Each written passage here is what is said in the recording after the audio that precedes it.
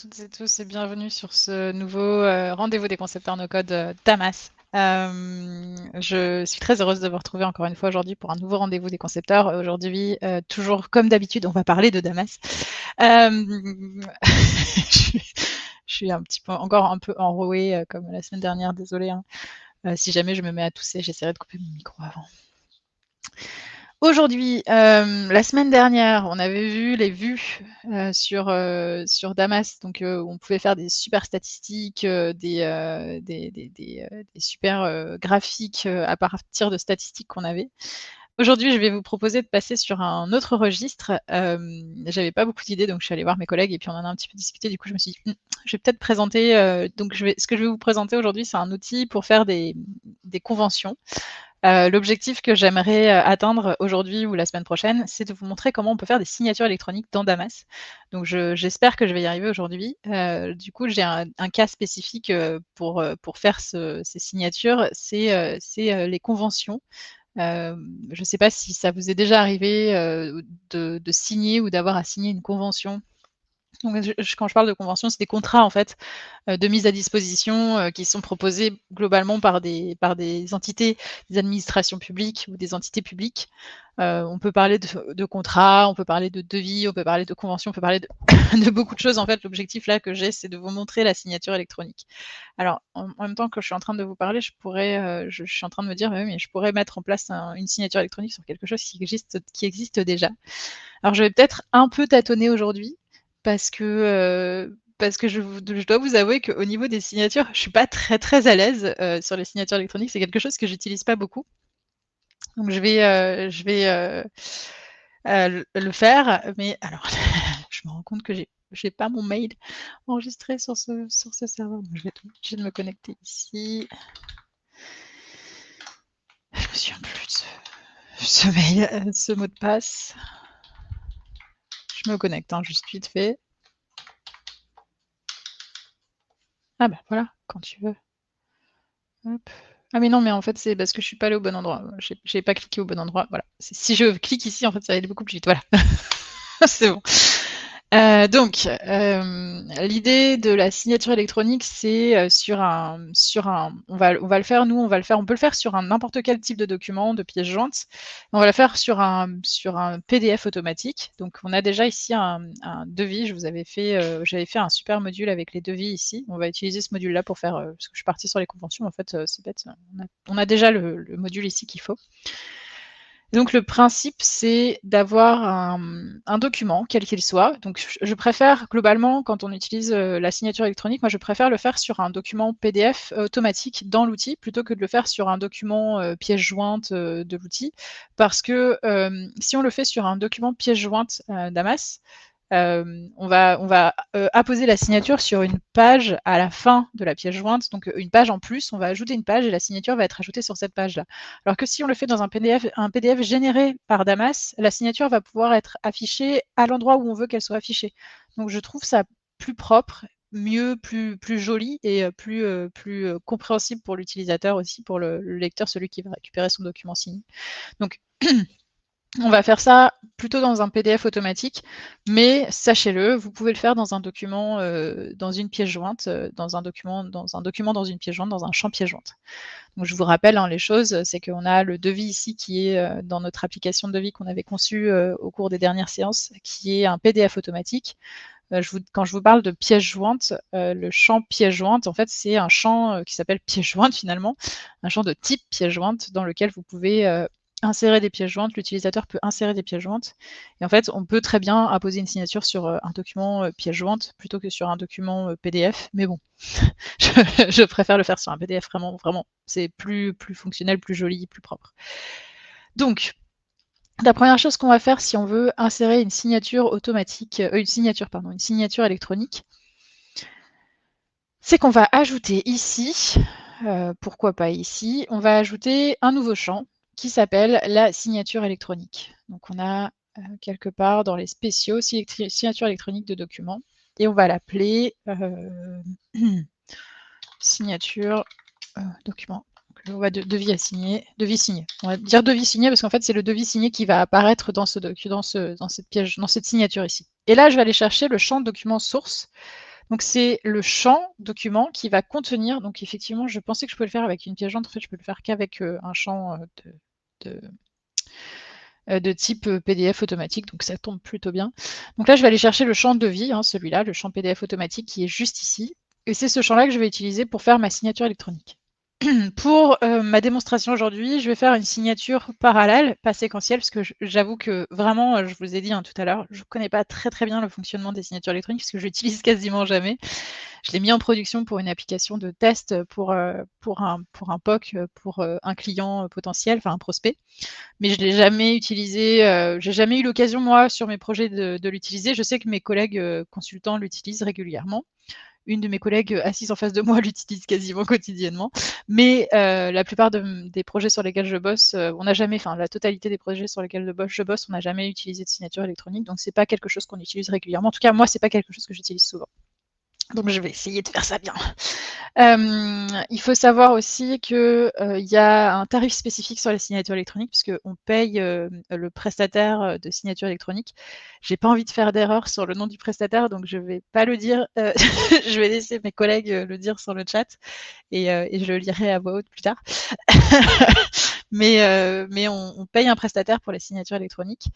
Et ce prestataire, du coup, nous facture chaque signature électronique. Donc, du coup, nous, on refacture la signature électronique à nos clients qui l'utilisent. Et donc, ça a un coût. C'est pas gratuit, c'est pas excessivement cher non plus. Mais si vous souhaitez utiliser une signature électronique dans Damas, il vaut mieux se rapprocher de nous directement, donc de nos commerciaux, pour pouvoir implémenter une signature électronique dans l'outil.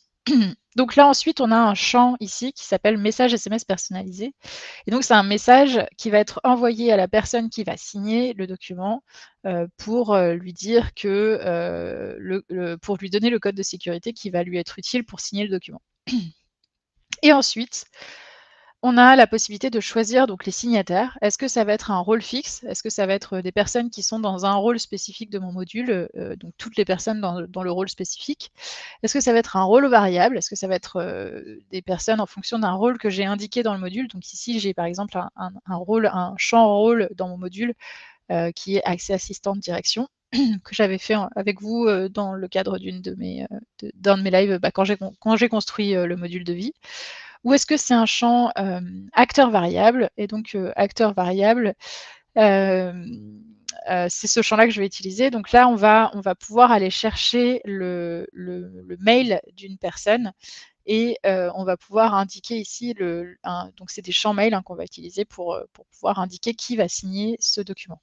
Donc on a la possibilité, comme je le disais, d'ajouter plusieurs signataires. Donc là, j'ajoute un premier signataire qui est l'auteur de la fiche, mais en fait, je vais ajouter un autre champ mail pour pouvoir ajouter un autre signataire à la place. Et du coup, je vais juste enregistrer comme ça, sans ajouter de signataire pour l'instant. Et surtout, on peut signature en parallèle ou signature séquentielle. Donc, on peut dire soit les personnes vont signer en même temps, donc on va leur envoyer le document pour qu'elles signent en même temps et recevoir la signature sur le document en même temps.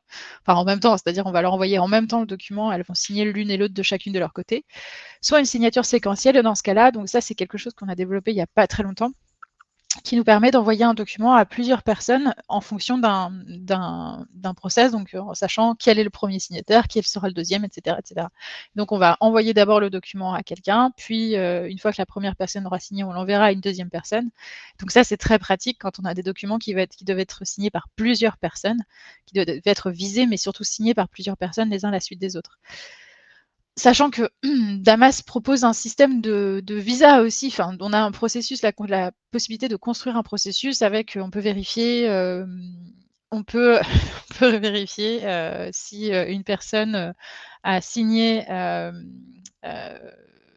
pas signé, mais a vu une fiche en ayant un bouton sur lequel la personne va cliquer. Et en fait, on enregistre le fait que la personne a bien enregistré ou bien vu la fiche et bien validé la fiche.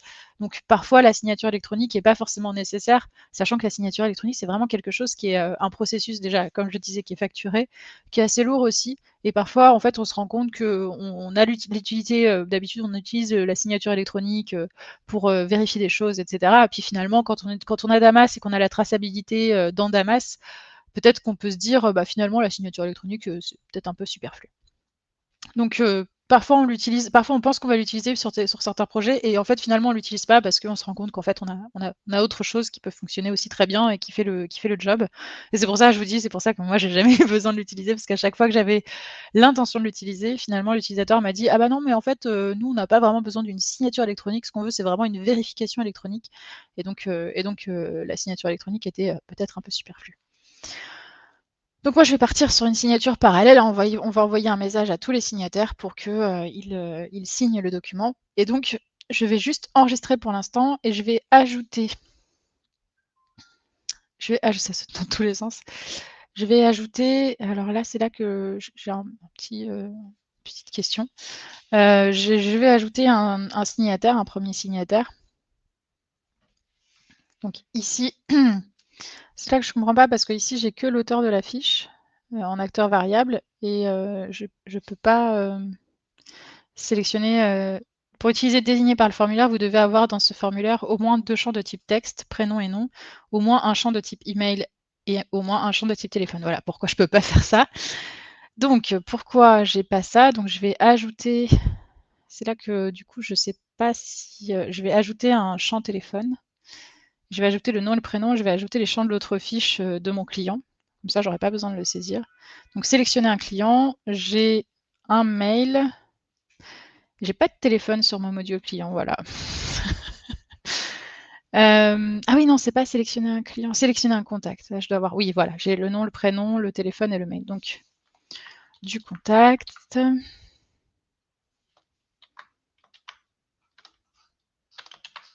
Et téléphone du contact. Donc, prénom du contact, nom du contact, mail du contact, téléphone du contact. J'ajoute tous les champs comme ça, il n'y a pas de jaloux.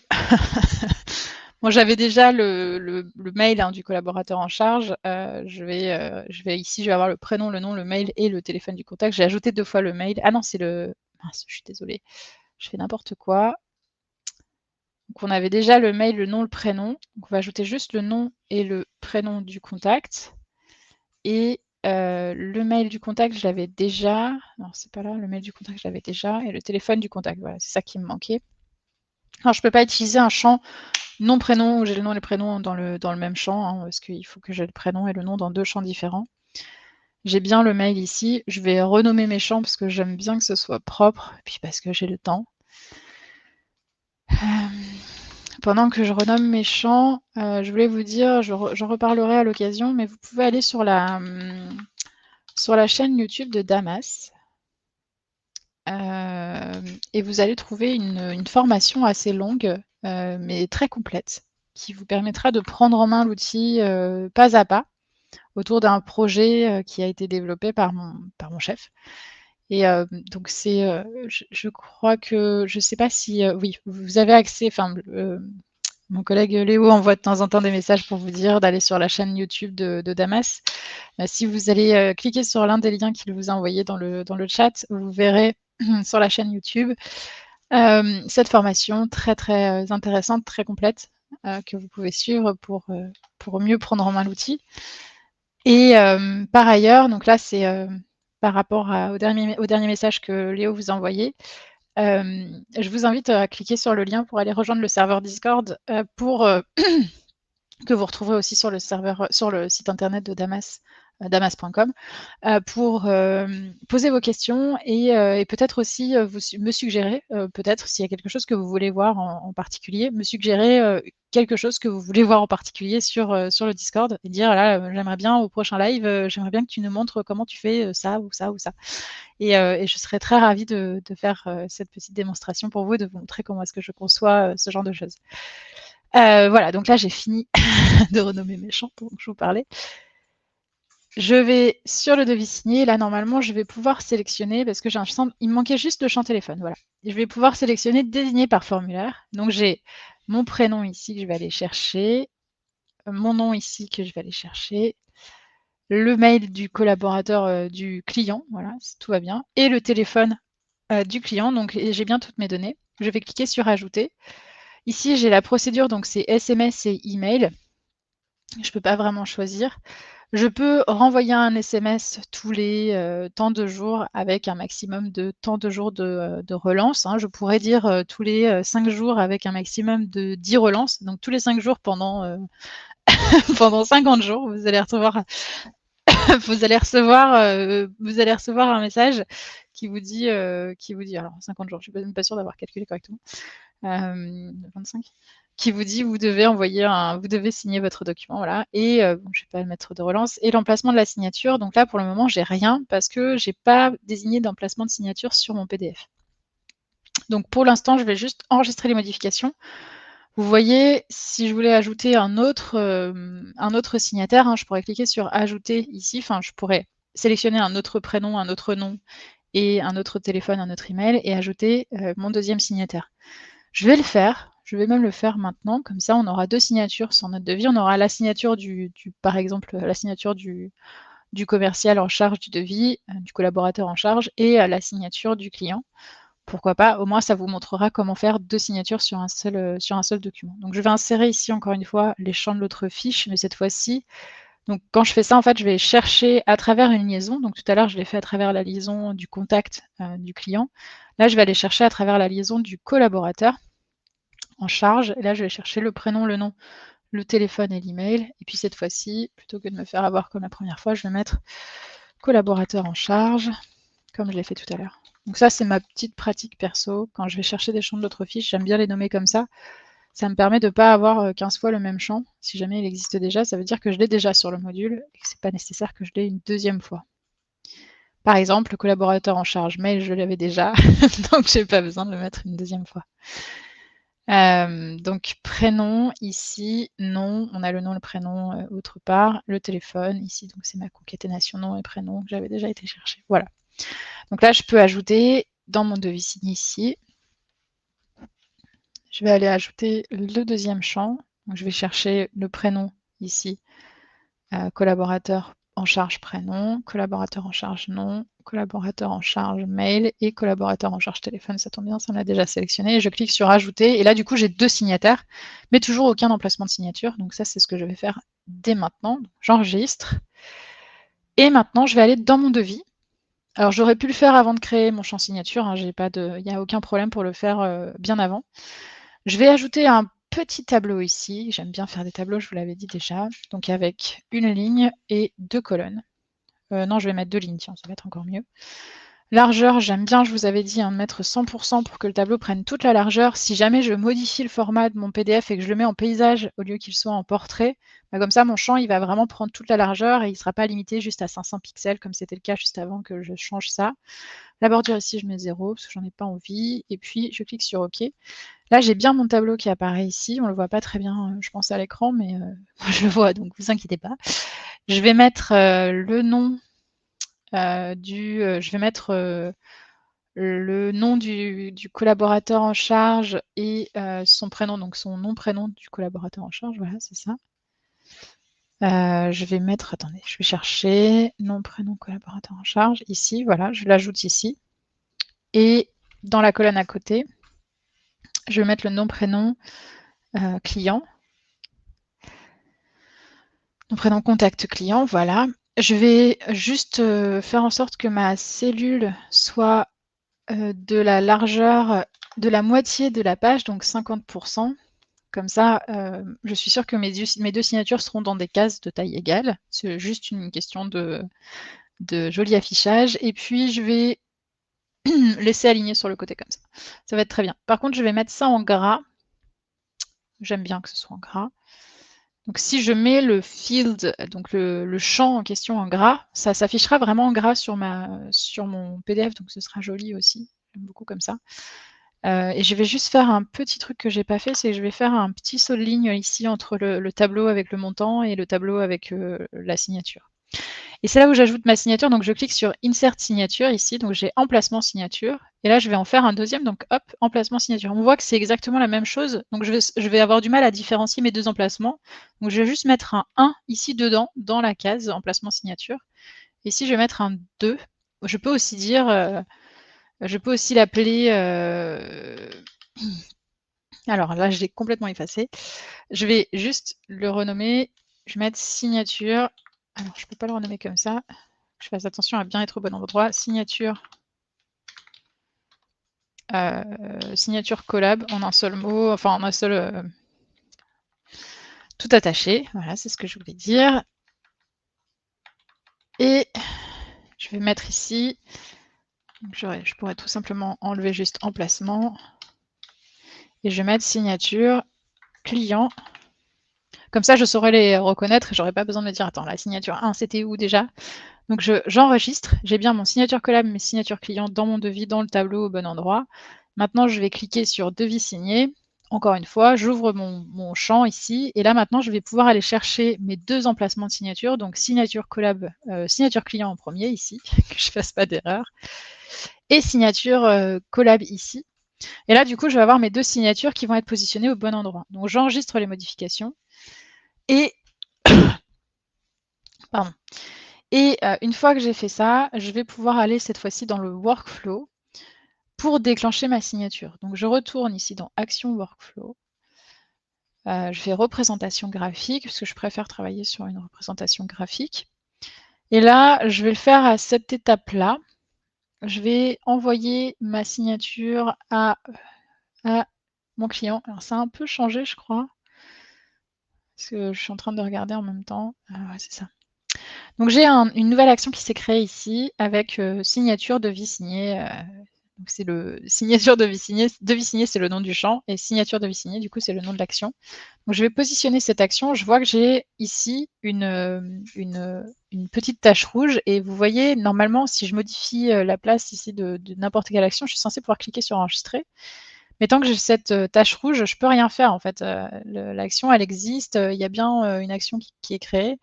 Je peux pas, je peux pas enregistrer, je peux rien faire parce que mon action, elle n'est pas reliée au bon statut, elle n'est pas reliée à la signature. Donc, qu'est-ce qui me manque ici? Il me manque l'étape champ signature ici, qui est juste ici. Je vais mettre une petite couleur jaune pour changer un peu. Et je vois que j'ai en cours de signature refusé ou signé. Donc, je vais juste poser le signé ici et vous allez voir, vous voyez, ça s'est relié aussitôt. L'action s'est reliée aussitôt à devis signé. Alors, ce que je vous montre aujourd'hui va évoluer prochainement. Il y a des évolutions qui sont en cours, qui sont prévues sur cette fonctionnalité de signature électronique. Donc, ce que je vous montre aujourd'hui, ça fonctionne de cette façon-là aujourd'hui. Demain, pas demain, mais prochainement, ça va changer. Il va y avoir des petites évolutions, notamment la possibilité de refuser une signature, mais surtout la possibilité de lancer l'action directement dans le workflow via un statut, ce qu'on ne peut pas faire aujourd'hui. Vous voyez, il n'y a pas de petit cercle ici. Mais aujourd'hui, ça fonctionne de cette façon-là. Donc, si vous voulez l'utiliser aujourd'hui, c'est comme ça qu'il faut faire. Et donc, maintenant que j'ai bien positionné mon signé sur la valeur signée, je peux enregistrer. Donc, je vais enregistrer. Mais par contre, ce que je vois, c'est que mon action ne se déclenche pas. Je ne sais pas, enfin, j'ai pas lancé le déclenchement de l'action.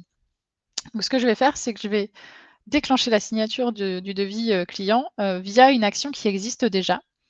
Je vais la déclencher via cette action-là qui va à la fois déclencher le PDF et la signature. Donc je clique sur le petit crayon ici. Ensuite, je clique sur événements. Je vois que lorsque l'action se déclenche, donc lorsque les événements sont lancés, ils sont lancés dans l'ordre ci-dessous. Je vous avais déjà expliqué. Ici, on a toutes les possibilités d'événements qui peuvent se déclencher lorsque l'action se déclenche. Donc, lorsque l'action se déclenche, on va générer les PDF automatiques ci-dessous. Donc, on va générer le devis. Ça tombe plutôt bien parce que c'est le document qu'on doit signer. Et ensuite, on va déclencher la signature des documents ci-dessous. Donc, on va cliquer sur devis signé pour pouvoir déclencher la signature du devis, le lancement de la signature. Donc, je vais cliquer sur enregistrer, tout simplement. Et maintenant, je vais pouvoir le tester. Donc, je clique sur enregistrer ici aussi. Je vais pouvoir le tester. Donc, pour le tester, par contre, je vais être obligée de faire des petites manips de mon côté. Donc, je vais juste cacher mon écran le temps de faire le temps de faire ma fiche. Je dois ajouter mon numéro de téléphone. J'ai pas spécialement envie que mon numéro de téléphone circule partout. Donc, je vais envoyer une signature à mon attention. Je vais ajouter mon numéro de téléphone et puis je vais pouvoir aller checker sur mon téléphone que la petite notification est bien arrivée.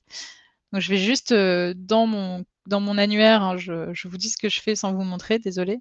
Je vais dans les fiches du client, enfin dans les fiches, pardon, de mes collaborateurs. Et je vais ajouter dans le collaborateur 1, je vais ajouter mon numéro de téléphone. Hop. Voilà, et je vais aussi ajouter mon numéro mon numéro de téléphone aussi. Peut-être pas le même numéro de téléphone, sur le parce que j'ai 2 téléphones, ça tombe plutôt bien. Par contre, je me souviens jamais de mon autre numéro de téléphone. J'ai un téléphone pro, un téléphone perso, comme ça je peux tester les signatures dans tous les sens. J'ai trop de chance. Donc je vais ajouter mon numéro de téléphone, pro, pour pouvoir faire ma signature. Juste, je vous jure que je m'en souviens jamais, c'est problématique. Quand on me demande mon numéro de téléphone pro, je suis là: «Ah oui, alors attendez, c'est quoi déjà?» Et donc je vais l'utiliser pour mon client. Alors c'est le contact client, c'est pas client fournisseur. Je vous dis juste ce que je fais, mais et je vais le mettre sur le client Jean Dupont que j'avais créé. Donc hop, voilà, je me souviendrai jamais de ce numéro. Il y a des numéros comme ça que je retiens, puis il y en a certains que j'oublie et que je ne retiendrai jamais. Voilà, j'ai mis mon numéro de téléphone pro, mon numéro de téléphone perso. Donc maintenant, je peux créer un nouveau devis et l'envoyer en signature. Donc, on a le client, donc c'était Inagua, hein, c'est ce contact-là à qui j'ai mis un numéro de téléphone. On va faire test signature électronique. Je vais ajouter 2 produits, un produit, hop, je vais en mettre 5, sacré devis. Un deuxième produit, je vais en mettre 10, voilà. Un devis à 11 800 € TTC. Je vais juste cliquer sur envoyer le devis. Le devis va se générer, hein, ça fait partie des actions qui vont être générées et le document va se générer également. Donc là, si je retourne dans mes fiches, que je vois mon dernier devis ici, je vois que le devis a été généré et que le document est en cours de signature. Donc je peux le signer directement ici ou je peux du coup aller checker mes mails. Donc si j'ai dans mes mails, je dois les vérifier, mais normalement, je dois avoir reçu un mail. Voilà, j'en ai reçu 2. J'ai reçu un mail qui me dit, je ne sais pas si je peux vous montrer sans, ouais, si je peux faire ça. Je ne sais pas si je peux vous montrer. Je voudrais juste, comment je peux ouvrir un mail dans Google? Ah oui, c'est bon, j'ai trouvé. Donc voilà, là j'ai reçu le mail: «Ma petite entreprise, votre devis test signature électronique. Vous avez sollicité notre entreprise pour test signature électronique», voilà. J'ai le devis en pièce jointe, j'ai reçu le devis et je vois que pour l'instant j'ai pas, c'est marrant ça, j'avais jamais remarqué, j'ai pas de signature dessus. Donc j'ai reçu un deuxième mail, document à signer, j'en ai reçu 2 d'ailleurs. J'en ai reçu un pour moi et un pour mon client, hein. J'ai contact et Twitch. Donc j'ai mon mail de contact qui est lucie.marie plus contact qui est mon mail de contact client. Donc j'ai le lien pour signer ici, qui m'a ouvert ça m'a ouvert une page sur mon autre interface, c'est marrant. Et donc ici j'ai bien accès à la signature, j'ai bien accès à mon document en signature et je suis bien le client ici, Jean Dupont. Donc je peux cliquer ici. Alors je sais pas pourquoi ça s'affiche, j'aimerais bien que ça s'affiche pas, mais bon.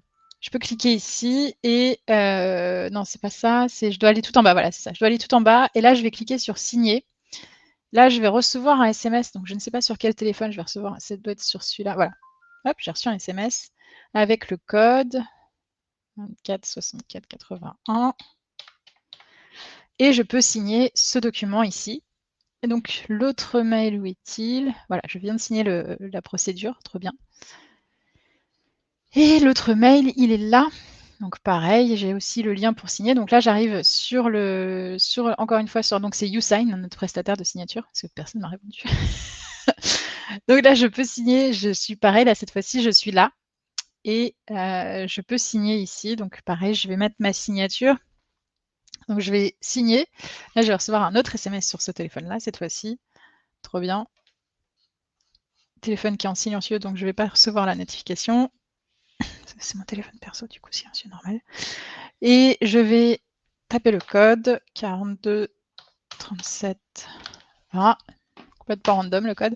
Et voilà, j'ai signé le document. Donc maintenant que j'ai signé le document des deux côtés, si je mets à jour la page ici, je vais voir que mon devis ici, il est signé. Il n'y a plus de possibilité de signer quoi que ce soit. Et si j'ouvre le devis, je vais pouvoir accéder aux 2 signatures. Donc, je ne sais pas pourquoi j'ai ces caractères-là. Je vais vérifier avec mes collègues parce que je ne trouve pas ça terrible. J'ai peut-être fait une erreur de mon côté. Mais en tout cas, voilà, j'ai ma signature Lucien Marien avec mon nom et mon prénom indiqués et Jean Dupont, donc mon client, avec la date de signature le 21 mai 2024 ici. Voilà. C'est comme ça que fonctionne la signature électronique. Je vous ai tout montré. Je suis contente d'avoir montré tout ça. Je pensais que je mettrais un peu plus de temps et que ce serait un peu plus compliqué et que je me planterais et tout. En fait, j'ai réussi du premier coup, donc on a de la chance aujourd'hui. C'est cool. Et donc, je pourrais envisager aussi dans mon workflow, plutôt que d'avoir ce workflow qui actuellement dit que il faut que le client valide, etc., réponse reçue du client, etc., je pourrais dire que à partir du moment où le devis est signé, hop, mon devis est passé dans suite à données. Alors, devis accepté par le client, il a été accepté, donc peut-être pas forcément cette action-là, mais je pourrais avoir une action spécifique qui dit, voilà, le devis, il a été accepté par le client. Il a été signé par le client, peut-être que ça vaudrait le coup de passer à l'étape d'après. Ou alors, tout simplement, d'avoir un bouton automatique. Moi, je vais faire ça. Je vais faire une action automatique, comme ça, je vais vous montrer ça au passage aussi. Donc, devis signé.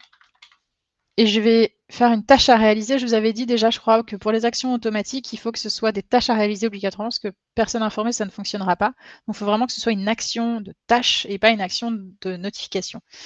Là, ici, quand je fais une action automatique, généralement, j'utilise le rôle fixe tous les droits et je mets pas d'action visible. Après, c'est vous qui voyez, de toute façon, peu importe, hein, l'action, elle est créée exactement que pour une chose, c'est pour déclencher un bouton automatique. Alors ça aussi, je suis en train de vous montrer quelque chose qui va changer. Dans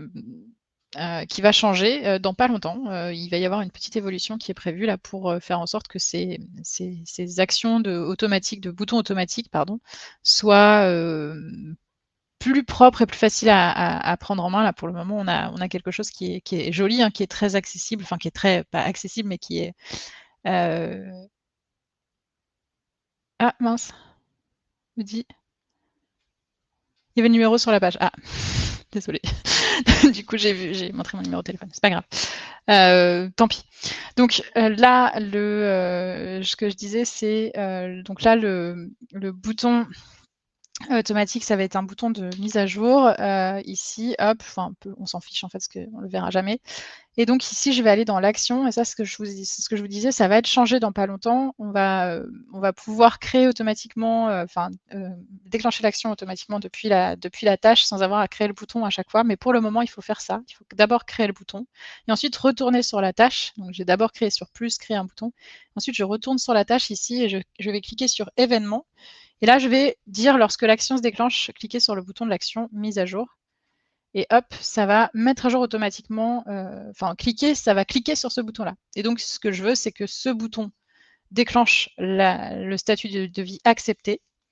Et donc là, si je clique sur enregistrer, je vais avoir une action qui va se déclencher parce que j'ai un devis qui est signé. Et voilà, j'ai une action démarrée. Et mon action en question, c'est cette action-là qui a mis le devis, le statut du devis dans la valeur acceptée. On a vu tout à l'heure, je ne vous avais pas dit d'observer et tout, mais on a vu tout à l'heure que le devis était dans un statut en attente. Et là, en fait, il est bien passé dans le statut accepté. Voilà. Donc voilà, c'est comme ça qu'on fait la signature électronique. J'étais un peu vite, donc j'espère que vous avez bien tout compris. Si jamais il y a besoin que je revienne dessus ou qu'on en discute, hein, vous pouvez venir bien sûr sur le serveur Discord dont le lien a été envoyé plusieurs fois. La dernière fois était avant-hier, non, c'était il y a une semaine. Bonjour Olivier.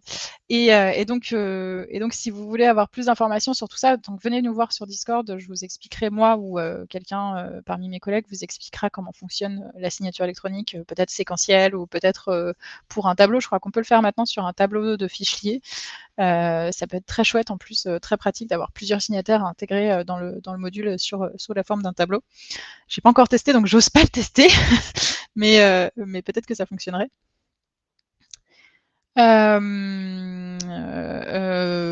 Voilà et puis je vous ai montré aussi en passage, un petit tips pour le bouton automatique, donc c'est quand même, super chouette. Bonjour Xavier. Juste avant que je continue, sur mon live, il y a un autre live qui suit juste à 13h, donc restez connectés, hein, ne partez pas quand j'aurai fini, ne partez surtout pas. Nos collègues, de l'association No Code France ont prévu un live à 13h, je sais plus sur quel thème, hein, n'hésitez pas à le dire tout de suite comme ça on fera un petit peu de teasing. Voilà, donc ça c'était pour la signature électronique, le bouton automatique.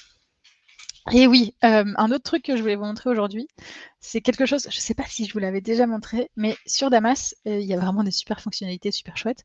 Vous le savez à force que je le répète à chaque fois. Mais je peux aussi vous faire un modèle de données. Donc je vais retourner dans la conception, ici. Je vais aller dans personnalisation, ici. Et ici, je vais aller dans images et documents et je vais créer un modèle de données. Donc je l'ai fait depuis le module de vie, qui est un des modules principaux de l'application. Et là, je vais tout sélectionner. Ce que je vois, c'est qu'il y en a un qui est déjà orange ici parce qu'il est relié à devis. En fait, je vais tout sélectionner parce que je veux tout mettre dedans et je veux voir quels sont les liens qu'il y a entre les modules que j'ai créés. Et je vais initialiser le modèle de données. Et là, je peux faire joujou. Je trouve ça trop chouette. Je peux mettre l'agenda de l'entreprise, le catalogue et voir quels sont les liens entre ces deux modules. Donc ces deux-là, il n'y a pas de lien. Je vais mettre client-fournisseur. Là, je vois qu'il y a un lien entre catalogue et client-fournisseur. Je peux mettre le collaborateur. Là, pour le moment, j'ai aucun lien. Contact client-fournisseur, normalement, voilà, il y a un lien entre contact client-fournisseur et client-fournisseur. Bien sûr, on a relié le contact client à une entreprise du module client-fournisseur. Je peux ajouter contenu du devis. Et là, du coup, je sais que le contenu du devis, il y a un lien vers le produit. Parce que ça, c'est le module, ce que j'ai appelé le module de jointure entre contenu des devis et devis. Donc là, ces deux modules-là sont reliés. Et là, je vois que devis, il est relié dans tous les sens à tous les modules. Donc ça fait des jolies couleurs en plus, c'est chouette. Donc le contenu des devis, je vais mettre entre les deux ici. Je vais mettre ça ailleurs. Comme ça, je vois vraiment, ça c'est un module de jointure. J'ai deux flèches qui partent de deux côtés. Ça me permet de voir quand même proprement mon application, comment est-ce qu'elle fonctionne, comment elle a été montée, etc. Je vois que j'ai une jointure entre mon catalogue et mon devis ici qui s'appelle contenu des devis, parce que j'ai deux flèches qui partent dans les deux directions. Je vais mettre mon module paramètre, mais lui, voilà, je ne m'en sers pas beaucoup, donc c'est juste pour information. Et puis mon module de support que j'ai créé, qui est relié plutôt là cette fois-ci au collaborateur, j'avais créé au tout début. Et puis j'ai un autre module à Twitch participant en réunion. Là, c'était pour créer mon, mon module d'agenda de l'entreprise. Là, je vois que c'est pareil, c'est une jointure finalement, ce module, entre mon agenda de l'entreprise et mon module de collaborateur. Donc c'est le même principe que contenu des devis, où là, je vais avoir tous mes participants en réunion. Voilà, donc ça me permet d'avoir un joli modèle de données que je peux ensuite donc enregistrer déjà. Et puis je vais générer une image. Là, je vais avoir mon modèle de données que j'ai mis en forme ici. Je vais l'avoir sous la forme d'un document, d'une image, tout simplement. Et donc, je peux voir ici mon modèle de données. Je peux l'envoyer, je peux vous l'envoyer, je peux l'envoyer à tous mes amis. D'ailleurs, regardez, j'ai monté des applications sur Damas. J'ai fait ça super bien, c'est super propre. Alors, on voit toutes les liaisons. On voit bien, pardon, on voit bien les différents champs qui sont construits dans le module. On voit toutes les clés, d'abord, qui sont indiquées ici avec une petite clé. Donc, on sait d'un coup d'œil quelles sont les clés de chacun de mes modules. Pardon. On voit toutes les liaisons aussi par défaut. On voit toutes les liaisons vers tous les modules qui s'affichent à chaque fois qu'on ajoute les modules dans le modèle de données. Et puis, si on a envie d'avoir d'autres informations, on peut ajouter les champs de l'autre fiche. Comme ça, on sait quels sont les champs qu'on a ajoutés selon la liaison. Donc là, on sait que de ma liaison client-fournisseur, ici, j'ai ajouté les champs suivants, raison sociale, sirène, mail de contact, client sélectionné, adresse, code postal et ville. On voit qu'ils sont de la même couleur que le module, donc c'est très très facile de les retrouver. De la même manière, je vois que, alors là, je vois que les champs, les liaisons sont dans l'ordre d'affichage dans le formulaire. Donc je vois que sélectionner un collaborateur, par exemple, c'est la première chose, c'est le premier champ que j'ai ajouté dans mon formulaire. Il est tout en haut. C'est la première liaison, mais c'est aussi le premier champ que j'ai ajouté. Par contre, tous les champs de l'autre fiche, ils sont en dessous de la liaison, mais ils sont plus bas dans le formulaire. Et on voit aussi qu'ils sont par ordre d'affichage dans le formulaire, parce que j'ai bien mis mon nom, prénom à la fin, après tous les autres champs. Donc c'est dans l'ordre d'affichage dans le formulaire, mais à côté de la liaison, enfin juste en dessous de la liaison. Il y a quand même un ordonnancement bien particulier. Et je suis très fan de cet ordonnancement, parce que c'est moi qui l'ai demandé. Du coup, voilà. Ensuite, on a un tableau de l'autre fiche ici. Donc on a la possibilité d'afficher les tableaux de l'autre fiche comme produit proposé, qui est le tableau qui est bleu comme le module de jointure contenu des devis. Donc on voit ici que ce tableau est issu de ce module-là. Et puis, on peut voir les champs API, donc j'en ai pas fait, donc je les verrai pas, quoique je sais même plus si j'en ai fait ou pas. Par contre, on peut voir les informations complémentaires. Donc là, on peut voir le nombre de fiches qu'il y a dans chacun des modules. Je vois ici que j'ai dans ce module-là, j'ai 9 fiches, donc chacune avec 18 champs. Donc le 1U à la fin, c'est le nombre d'unités qui seraient facturées dans le cas où on serait sur une offre spécifique qui serait facturée à l'unité. Donc là, les offres, vous pouvez y accéder sur la page damas.com. Je ne sais plus lesquelles pages c'est, mais vous avez accès à toutes les offres, d'abonnement à Damas. Il y a plusieurs offres différentes. Il y a une offre notamment où on vous propose de facturer à l'unité plutôt qu'à l'utilisateur, parce que des fois, c'est plus intéressant pour certains de nos clients qui ont beaucoup d'utilisateurs, mais qui n'ont pas beaucoup d'unités. Et donc là, on voit le nombre d'unités. Donc c'est par mois, on va facturer le nombre d'unités par mois. Donc ici, par exemple, mon application, j'ai 1, 2, 3, 4, 5, 6, 7, 8, 9 unités. 10 unités. Alors, je pensais que les modules avec juste une fiche n'étaient pas comptés dans les unités, mais bon, j'ai 9 unités. L'unité, je ne sais plus à combien elle est à 40 € la dernière fois que j'ai regardé, peut-être ça a changé. Donc ça me coûterait presque 400 €, un peu moins de 400 € du coup par mois pour développer ce module. Attends, je dis n'importe quoi. Oui, c'est ça. 400 € par mois pour développer toute cette application ici que j'aurai à ma disposition, sachant que on va augmenter le nombre d'unités en fonction du nombre de fiches qu'on va avoir créées dans son module. Donc si je dépasse un certain nombre de fiches, si je dépasse, je ne sais plus combien, je ne sais plus parce que je ne suis pas du tout vendeuse de Damas, donc je ne sais pas du tout quels sont les tarifs exactement. Mais en fonction d'un certain nombre de fiches, je vais augmenter le nombre d'unités, donc je vais pouvoir passer à 2 unités sur certains modules. Ou en fonction du nombre de champs, je ne sais plus trop si ça compte ou pas les champs. Bref, tout ça pour dire que sur ce modèle de données, j'ai beaucoup d'informations qui sont très utiles. Et si j'ai besoin de plus d'informations, donc ça fonctionne comme sur le workflow, on peut ajouter une zone de texte pour dire ici, c'est la partie agenda.